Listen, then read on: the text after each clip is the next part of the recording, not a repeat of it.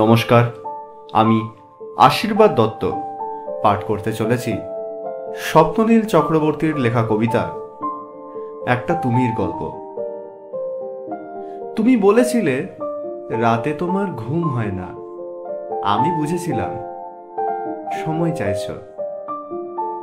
তুমি বলেছিলে আকাশে কি মেঘ করেছে দেখো, আমি বুঝেছিলাম তোমার মন খারাপ।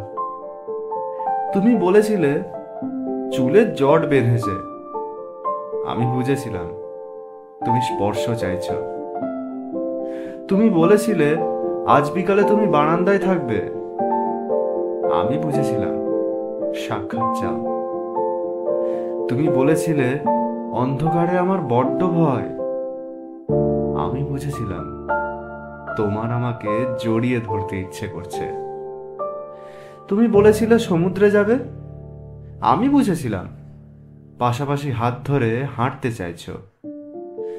তুমি বলেছিলে নীল প্রিয় রং, আমি বুঝেছিলাম তোমার কষ্ট হচ্ছে।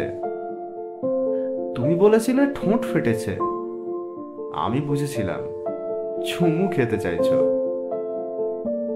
তুমি বলেছিলে অঙ্ক ভালো লাগে না, আমি বুঝেছিলাম তুমি কবিতা ভালোবাসো।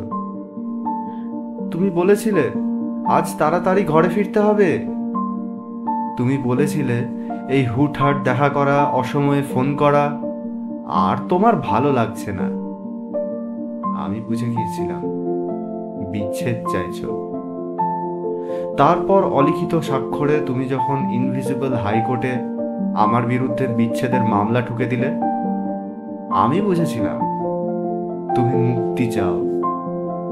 এরপর সব বুঝে যখন আমি দার্শনিক, সব মিটিয়ে তুমি যখন অন্য ঘরের শোপিস, একদিন আমাদের দেখা হলো। তখন তুমি জিজ্ঞেস করেছিলে কেমন আছো, আমি বুঝে গিয়েছিলাম তুমি ভালো নেই। নমস্কার।